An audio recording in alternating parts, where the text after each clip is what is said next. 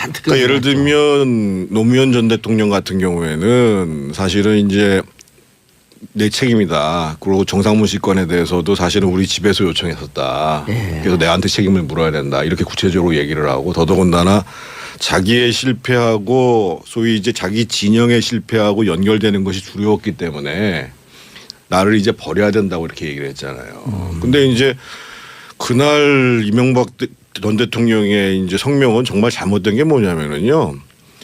보수가 괴멸되니까 나를 도와줘야 된다는 식으로 얘기한 거 아니에요. 예. 정건원이. 네, 그렇습니다. MB 이거 난리 났어요. 이제 특활비가 뭐 이상득한테까지 튀고 원세훈 뭐 집 사는데 개수기 동원했는데 그럼 어디까지 가는 거예요 이게? 뭐 초토화되겠죠. 근데 국민들은 진짜 경악을 금치 못하고 있는 것 같아요. 김희중 씨가 키맨으로 등장을 했는데 개인적으로 잘 아신다고요? 그럼요. 이제 우리는 오랫동안 같이 일을 했으니까 서울시에서요? 서울시장 선거 때부터 이제 정말 한솥밥을 먹은 셈이잖아요. 예. 근데 정말 깨끗하고 담백하고 참 좋은 사람이거든요. 그리고 직원도 잘하고. 이 사람은 MB한테 그냥 자기가 하고 싶은 얘기 다 합니다.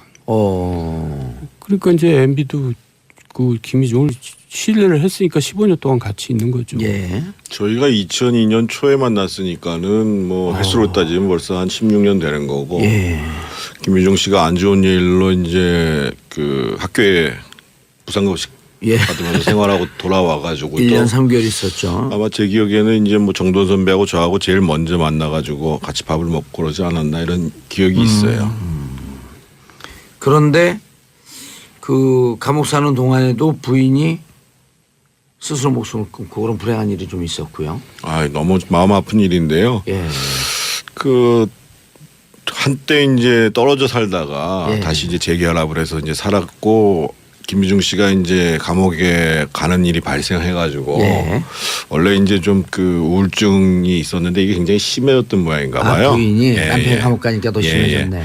그런데 이제 형기를 거의 다 살아가지고 한 석 달인가 남겨두고 가석방을 나올 줄 알았는데 가석방 그 당시에 가석방을 다 시행하지 않는 이런 분위기였어요. 박근혜 정부 때요.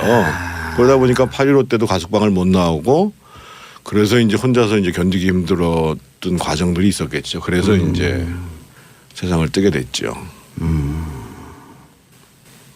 근데 그 김희중 같은 경우는 이제 넉넉하게 살지 못했어요.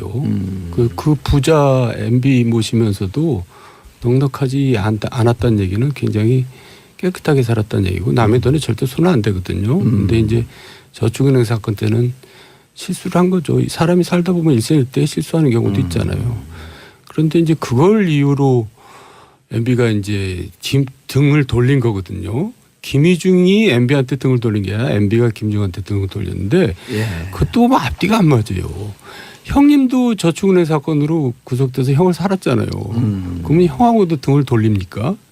그러니까 김희중을 굉장히 무시한 거죠. 저 사람은 예. 착한 사람이니까 내가 어떻게 돼도 되겠다. 이런 식의 조금 너무 사람을 이렇게 가볍게 대하는 거죠. 예. 김희중 전 1부속실장이었죠. 네. 배신감이나 복수 때문에 나선 것은 아니다. 아이들에게 더 이상 잘못된 모습을 보일 수 없었다.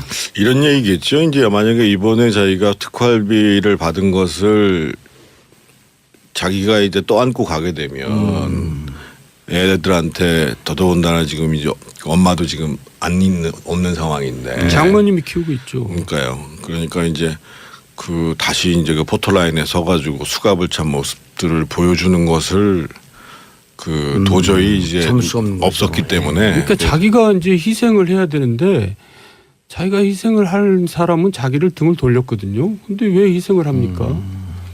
더군다나 아이들이 중요한 거지. 예.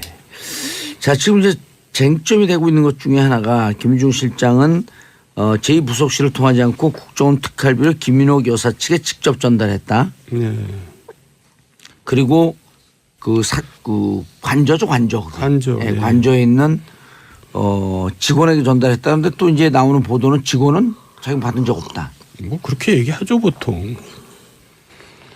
그럼 그 돈이 김희중이 먹었다는 얘기 믿기 더 되잖아요. 그렇죠. 예, 그러니까 김희중은 사실대로 얘기할 수밖에 없죠. 근데 사람들이 이게 이제까지 김백준 씨가 총무기획관으로서 예. MB의 재정 문제를 총괄하고 있다라고 알고 있었는데 김희중이라는 사람이 느닷없이 나왔단 말이에요. 일반 국민들 눈에는. 그리고 집사 중에 집사다. 또 이렇게 얘기를 하고 있고.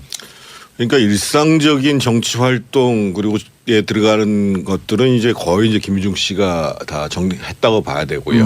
그리고 이제 그거를 더 커가지고 예를 들면 대선을 준비하기 위해서 저희가 이제 서울시에서 나와서 이제 안국 포럼 같은 걸 만들잖아요. 예. 그래서 그런 이제 캠프 전체의 차원이라든지 뭐 다스 관계되는 부분들 그리고 이제 BBK 어제 이제 그렇죠. 뭐 다스 BBK가 뭐 마찬가지죠. 그리고 이제 어제 이제 그 신학수 씨가 이제 신학수 씨라고 이제 그 옛날에 그 지구당의 이제 총무부장을 하다가 MB가 지구당에 예. 그 이명박 대통령이 운영하는 동아시아 연구원에 이제 그 총무부장으로 있다가 나중에 서울시장 선거 때 이제 그 선거법 위반 그러니까 책을 막 배포해 가지고 MB 저서를 배포해서 그때 집행유예를 받았던 분이 있는데 신학수 씨요. 그분은 이제 일찍부터 이제 다수로 갔었죠. 아. 그래서 이제 아마 그 실질적으로 다스 관련된 예. 그런 부분들을 관리하는데 역할을 했을 거고 나중에 그분이 이제 총무비서관으로도 왔죠. 아 신학수 씨가 예, 예. 지금 신학수 씨도 소환한다는 거 아닌가요? 압수수색은 이미 했고 아직 소환은 안 했는데 그래서 실제로 이제 이명박 전 대통령과 관련해서 그런 그 자금에 대한 부분들을 세세하게 아는 부분들은 김백준, 신학수, 김희중 이렇게 봐야죠. 이 세 분이 다 수사선상에 오르면은 결국 모든 게 다 밝혀지나요? 그렇게 되면? 그러니까 신학수 씨도 과거에 서울시장 선거 때 이제 구속된 적이 있거든요. 그때 그 출판 관련해 갖고 선거법 위반으로. 예. 그리고 이제 집행유예로 나왔다고 하는 말씀하시고. 그러니까 이제 신학수를 관리는 했죠 MB가. 근데 그 신학수가 다스로 갔다가 선거 때 또 참여했다가 청와대 갔다가 그러니까 굉장히 핵심 인물 중에 지금도 다수의 감사로 있고요. 지금 예. 근데 이제 신학수 씨는 이렇지만 아까 이제 그 깨끗한 분인데 김희중 씨를 묘사하면서 일생일대 실수를 했다. 그러면 이제 그런 또 이제 개인적인 사정도 좀 있는 걸로 알고 있고. 그런데 이제 MB 측에서 이렇게 주장할 수 있는 거 아닌가요? 또 감옥 갔다 온 사람인데 신뢰할 수 없는 사람이다. 그 사람이 얘기하는 게 무슨 주장에 신빙성이 있겠냐. 그게 이명박 전 대통령의 발언인지 어떤지는 잘 모르겠습니다만 솔직히 얘기하면 지금 참모라고 하는 사람들 쭉 도열한 사람들 있잖아요. 그분들 사실은 경선 때부터 시작해서 제대로 아는 게 별로 없는 사람들이에요. 맞아요. 예를 들면 이동관 씨 같은 사람도 경선이 끝나고 참여한 사람입니다. 그러니까 박근혜 후보하고 치열한 경선이 끝나고 다 결정 난 다음에 오신 분들이고요. 이재호 씨도 하나도 몰라요. 뭐 거기 맹장관, 맹영규 장관 것도 마찬가지인 거고. 김효재 같은 부분들 어떤 특정 부분에 있어서 그 조직 활동을 했던 부분들이 특보들을 모으는 활동을 했던 분들이고. 언론 관계 일을 했죠. 그분들이 내부 사정을 전혀 알 수가 없는 사람들이에요. 그러니까 그날 도열하지 않은 예를 들어 박영준은 잘 알죠. 그날 그러니까 아는 사람들은 다 거기 도열을 못할 거죠 기본적으로. 모르는 사람들이 그냥 가는 거고 거의 뭐 김상엽 비서관 뭐 거기에 또 무슨 민정수석했던 분들 서 있던데 그 민정수석도 아마 모를 거예요. 아마 제가 민정수석이죠? 아마 내용을 아는 분들 중에 한 분은 거기 있었던 분 중에서는 장다서로 민정비서관 정도가 어느 정도 알았을 가능성이 있죠. 장다서로는 이제 이상득 부의장의 비서실장 출신이거든요. 그러니까 이상득 씨가 이제 청와대에다가 박영준을 또 장다서로를 이제 가족 담당 비서관으로 박아놓고 박영준을 총괄하는 비서관으로 박아놓고 김주성 자기 코오롱 때부터 부하였던 김주성은 이제 국정원 안 기조실장으로 박아놓고 그러니까 이제 권력 중추부에 다 자기 사람들을 박아놓은 거죠. 그러니까 저 정태근 의원이 옛날에 우리나라에는 상황이 있다. 태양이 두 개가 있다. 그런 얘기도 한 적이 있어요. 그 제가 이제 그 이명박 전 대통령 쪽에 법률적 자문을 하는 그 변호사를 통해서 들어보니까요. 그 참모들이라고 쭉 도열했던 참모들 있잖아요. 그분들이 제대로 진언을 못 한다는 거예요. 알아요. 내용을 모르는데. 그러니까요. 그러니까 그날 지난번에 그 이명박 대통령이 그 성명서 발표했잖아요. 예. 하나만 한 성명서잖아요. 그렇죠. 오히려 이제 국민 감정만 잔뜩. 그러니까 예를 들면 노무현 전 대통령 같은 경우에는 사실은 이제 내 책임이다. 그리고 정상문 씨건에 대해서도 사실은 우리 집에서 요청했었다. 예. 그래서 내한테 책임을 물어야 된다. 이렇게 구체적으로 얘기를 하고 더더군다나 자기의 실패하고 소위 이제 자기 진영의 실패하고 연결되는 것이 두려웠기 때문에 나를 이제 버려야 된다고 이렇게 얘기를 했잖아요. 근데 이제 그날 이명박 전 대통령의 이제 성명은 정말 잘못된 게 뭐냐면은요. 보수가 괴멸되니까 나를 도와줘야 된다는 식으로 얘기한 거 아니에요. 예. 당신으로 인해 가지고 보수가 피해 보면 그거를 분리시켜서 내가 책임을 지겠다는 게 정상적인 태도지. 그러니까 저는 그 참모들이 도대체 이해가 안 가는 사람들이에요. 그러니까 문화를 뭐 직접 누가 썼는지는 모르겠지만 그래야지 그나마 아 정말 자기 이상의 자세가 돼 있구나. 뭐 희생인지 어쩐지 잘 모르겠습니다. 그런데 그거를 이제 정치보복과 보수 계멸과 연결시켜 버리니까 그래도 좀 아이고 정치보복이라고 생각했던 보수들조차도 이게 뭐지? 아 근데 보수 괴멸은요 누가 시켰냐면 이명박 박근혜가 시킨 겁니다. 그 두 사람이 권위주의 정권을 거치면서 정말 합리적인 보수들이 다 떠났죠. 아니 그러니까 그런 얘기를 하지 말아야지 그러니까. 아니 그래서 난 참모들 진짜 그 참모들 이해가 안 가요. 그러니까 제가 보기에 모르기도 모르고 실제로 이명박 대통령한테 진언을 하지도 않고 지금이라도 가서 진언할 생각 있으세요? 전혀 없습니다. 아마 전화할 생각 없을 거예요. 아니 안 만나주겠지 우리는. 근데 그래서 그 조율했던 사람들은 이제 예. 떠납니다. 다음에 뭐 점점 이제 안 나타나죠. 아니 그 진짜 순수하게 이런 진영 다 떠나서 느낌도 그분들은 어찌 보면 좀 폼나는 거니까 마지막까지 병풍을 좀 하는 것 같고 이 두 분들은 아주 처음서부터 함께 고생을 했던 분들 아니에요. 근데 이분들은 이미 그러니까 떨어져 저희도 나왔고. 사실은 아니 저도 뭐 이명박 전 대통령이 시장일 때 별 볼 일 없는 저를 부시장으로 발탁해 줬잖아요. 예. 그래서 이제 월급 받아 가면서 제가 사실은 그 나름대로 이제 행정이라든지 정책에 대한 이해, 관료사회에 대한 이해를 잘할 수 있었던 게 그 서울시 부시장으로 재직할 때 서울시가 외교기능, 군사기능 빼놓고는 다 모든 걸 갖고 있잖아요. 그래서 저도 이제 은혜를 받았던 건 사실이죠. 그러니까 은혜를 받았기 때문에 오히려 이분이 잘 되기 위해서 충원을 해야 된다는 거죠. 쓴소리를 해야 되는 거고 거기서 쓴소리 많이 그냥 하셨잖아요. 아부를 떨고 그냥 뭐 딸랑딸랑하고 이거는 사실 은혜를 보답하는 길이 아닌데 근데 이제 쓴소리를 하는 사람이 딸랑딸랑하는 사람한테 밀려나게 돼 있는 거죠 기본적으로. 왜냐하면 그 사람들은 딸랑딸랑하면서 같이 이제 뭘 좀 해야 되는데 얘들 때문에 불편하거든요. 원래 충신들은 간신할 때 당해낼 재간이 없습니다. 그건 역사적으로 항상 그래 왔어요. 그 과정에서 이제 저희들이 고초를 많이 겪었죠. 뭐 아니 정돈 의원님도 한때 충신이었잖아요. 그럼 가갖고 이제 이렇게 하면 안 된다. 다 사죄하고 감옥 가라. 이렇게 아니, 직원할. 그 지금 아세요? 예, 지금요. 아니 무슨 만나죠.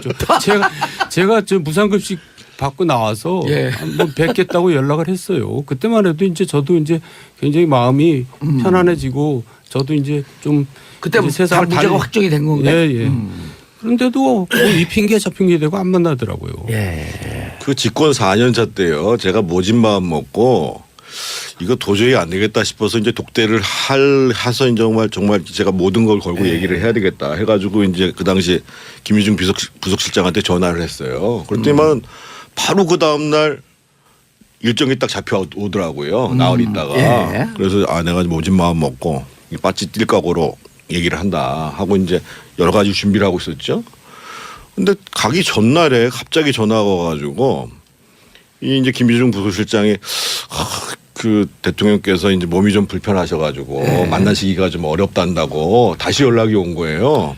그래서 이제 알아봤더니만 이제 그 사이에 이제 그 청와대에 있는 사람들이 제가 가면 불편할 거 아니겠어요. 그렇죠. 그러니까 이제 뭐 정태근이가 무슨 얘기했고 어디서 무슨 짓을 하고 있고 이런 식으로 이제 말도 안 되는 얘기들을 이제 무슨 뭐 마누라는 뭐 어떻게 제가 직권남용해서 마누라가 돈을 벌고 이런 얘기들을 퍼뜨리고 다니는 거예요. 그때 기억나는데 정태근이 저한테 그랬어요. 저 형 국회의원 때려치고라도 가서 비서관으로라도 한번 모시고 싶다. 왜냐하면 정말 이 정권이 이렇게 가서는 안 되니까 이거 실패로 끝나는 건 어떻게든지 막아야 되지 않겠냐. 그렇게 얘기한 적도 있었어요. 근데 그 쓰는 사람마다 어떻게 이렇게 다 정말 잘못된 사람을 쓰는지 그게 MB의 가장 잘못된 점이죠. 경선 과정 잘 아시는 정도원 의원님께서 네. MB 대선 치를 때 경천 동지할 일이 있었다라고 네. 말씀하셨는데 네. 이제는 말할 수 있다? 저도 이제 얘기를 하다 보니까 좀 많이 나갔어요. 근데 지난번에 얘기했지만 제가 장애인이라 그랬잖아요. 말을 돌려서 할 줄 모르는. 예.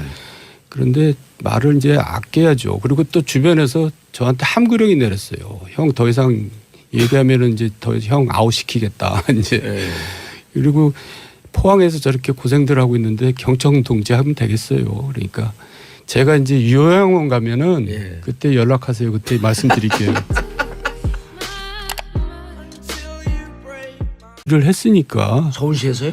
서울시장 선거 때부터 이제 정말 한솥밥을 먹은 셈이잖아요. 예. 근데 정말 깨끗하고 담백하고 참 좋은 사람이거든요. 그리고 직원도 잘하고 이 사람은 MB한테 그냥 자기가 하고 싶은 얘기 다 합니다.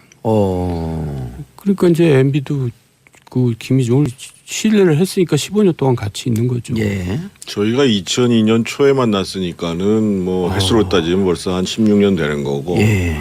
김유중 씨가 안 좋은 일로 이제 그 학교에 부상급식 예. 받으면서 생활하고 돌아와가지고 1년 또 3개월 있었죠. 아마 제 기억에는 이제 뭐 정돈 선배하고 저하고 제일 먼저 만나가지고 같이 밥을 먹고 그러지 않았나 이런 기억이 있어요. 그런데 그 감옥 사는 동안에도 부인이 스스로 목숨을 끊고 그런 불행한 일이 좀 있었고요. 아, 너무 마음 아픈 일인데요. 예. 그 한때 이제 떨어져 살다가 예. 다시 이제 재결합을 해서 이제 살았고 김유중 씨가 이제 감옥에 가는 일이 발생해가지고 잔뜩 그러니까 예를 끊어놨죠. 들면 노무현 전 대통령 같은 경우에는 사실은 이제 내 책임이다. 그리고 정상문 씨건에 대해서도 사실은 우리 집에서 요청했었다. 예. 그래서 내한테 책임을 물어야 된다. 이렇게 구체적으로 얘기를 하고 더더군다나 자기의 실패하고 소위 이제 자기 진영의 실패하고 연결되는 것이 두려웠기 때문에 나를 이제 버려야 된다고 이렇게 얘기를 했잖아요. 근데 이제 그날 이명박 전 대통령의 이제 성명은 정말 잘못된 게 뭐냐면은요. 보수가 괴멸되니까 나를 도와줘야 된다는 식으로 얘기한 거 아니에요. 예. 정돈 의원님. 네, 그렇습니다. MB 이거 난리 났어요. 이제 특활비가 뭐 이상득한테까지 튀고 원세훈 뭐 집 사는데 개수기 동원했는데 그럼 어디까지 가는 거예요 이게? 뭐 초토화되겠죠. 근데 국민들은 진짜 경악을 금치 못하고 있는 예. 것 같아요. 김희중 씨가 키맨으로 등장을 했는데 개인적으로 잘 아신다고요? 그럼요. 이제 우리는 오랫동안 같이 그리고 예. 원래 이제 좀 그 우울증이 있었는데 이게 굉장히 심해졌던 모양인가 봐요. 부인이 예, 남편이 예. 감옥 가니까 더 예, 심해졌네. 그런데 이제 형기를 거의 다 살아가지고 한 석 달인가 남겨두고 가석방을 나올 줄 알았는데 가석방 그 당시에 가석방을 다 시행하지 않는 이런 분위기였어요. 박근혜 정부 때요. 그러다 보니까 8.15 때도 가석방을 못 나오고 그래서 이제 혼자서 이제 견디기 힘들었던 과정들이 있었겠죠. 그래서 이제 세상을 뜨게 됐죠. 근데 그 김희중 같은 경우는 이제 넉넉하게 살지 못했어요. 그 부자 MB 모시면서도 넉넉하지 않았다는 얘기는 굉장히 깨끗하게 살았다는 얘기고 남의 돈에 절대 손은 안 대거든요. 근데 이제 저축은행 사건 때는 실수를 한 거죠. 사람이 살다 보면 일생일대 실수하는 경우도 있잖아요. 그런데 이제 그걸 이유로 MB가 이제 등을 돌린 거거든요. 김희중이 MB한테 등을 돌린 게 아니라 MB가 김중한테 등을 돌렸는데 예. 그것도 뭐 앞뒤가 안 맞아요. 당은 제2부속실을 통하지 않고 국정원 특활비를 김인옥 여사 측에 직접 전달했다. 네. 그리고 그 관저죠, 관저. 관저. 예, 네. 관저에 있는 직원에게 전달했다는데 또 이제 나오는 보도는 직원은 자기가 받은 적 없다. 뭐 그렇게 얘기하죠 보통. 그럼 그 돈이 김희중이 먹었다는 얘기 믿기 더 되잖아요. 그렇죠. 예, 그러니까 김희중은 사실대로 얘기할 수밖에 없죠. 근데 사람들이 이게 이제까지 김백준 씨가 총무기획관으로서 네. MB의 재정 문제를 총괄하고 있다라고 알고 있었는데 김희중이라는 사람이 느닷없이 나왔단 말이에요. 일반 국민들 눈에는. 그리고 집사 중에 집사다. 또 이렇게 얘기를 하고 있고. 그러니까 일상적인 정치 활동 그리고 에 들어가는 것들은 이제 거의 이제 김희중 씨가 다 정리했다고 봐야 되고요. 그리고 이제 그거를 더 커가지고 예를 들면 대선을 준비하기 위해서 저희가 이제 서울시에서 나와서 이제 안국 포럼 같은 걸 만들잖아요. 예. 그래서 그런 이제 캠프 전체의 차원이라든지 형님도 저축은행 사건으로 구속돼서 형을 살았잖아요. 그러면 형하고도 등을 돌립니까? 그러니까 김희중을 굉장히 무시한 거죠. 저 사람은 착한 사람이니까 내가 어떻게 돼도 되겠다. 이런 식의 조금 너무 사람을 이렇게 가볍게 대하는 거죠. 예. 김희중 전 1부속실장이었죠. 네. 배신감이나 복수 때문에 나선 것은 아니다. 아이들에게 더 이상 잘못된 모습을 보일 수 없었다. 이런 얘기겠죠. 이제 만약에 이번에 자기가 특활비를 받은 것을 자기가 이제 떠안고 가게 되면 애들한테 더더군다나 지금 이제 엄마도 지금 없는 상황인데 장모님이 키우고 있죠. 그러니까요. 그러니까 이제 그 다시 이제 그 포토라인에 서가지고 수갑을 찬 모습들을 보여주는 것을 그 도저히 이제 참을 수 없는 없었기 거죠. 때문에 그러니까 자기가 이제 희생을 해야 되는데 자기가 희생을 할 사람은 자기를 등을 돌렸거든요. 근데 왜 희생을 합니까? 더군다나 아이들이 중요한 거지. 예. 자, 지금 이제 쟁점이 되고 있는 것 중에 하나가 김희중 실장